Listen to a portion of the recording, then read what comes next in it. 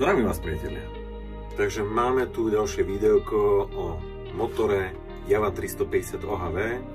Nenazval by som toto renováciou, samozrejme je to aj renovácia opravy, ale skôr ako bojová zákazka. Zákazník si dodal pár súčiastok a chcel z toho celý motor.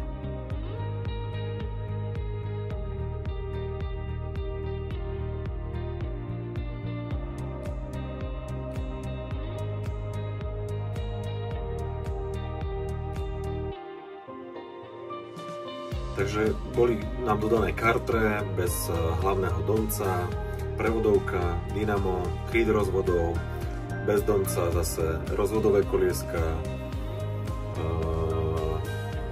kryt rozvodov bol bez výtvortových skrutiek, tlmič záberu, komponenty spojky, zadná časť krytu primáru, ktorá však nebola použiteľná.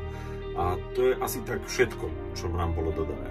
Všetko ostatné bolo buď treba vyrobiť, niečo samozrejme z toho vyrábame, ale množstvo komponentov nemôžete ako ísť do obia nakúpiť, ale bolo ich treba pracne zháňať, ako v podstate tak ako válec, hlava, vahadlová skrinka, kľúka s ojnicou, karburátor, váčka a nehovoriac o tom ešte v akom stave ich zoženiete. Takže to je len tá prvá fáza, že vôbec ich zohnať.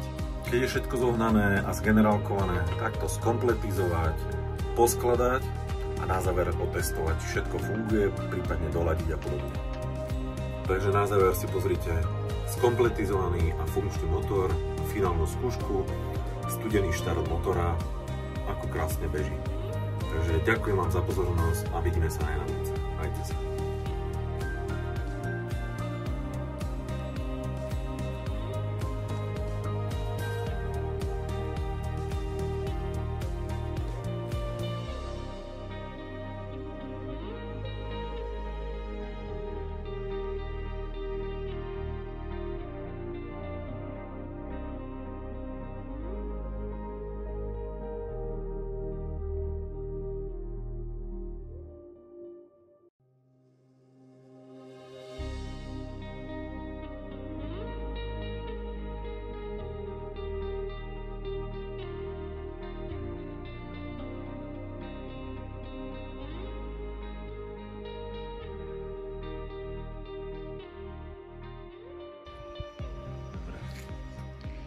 Studený štart, hej?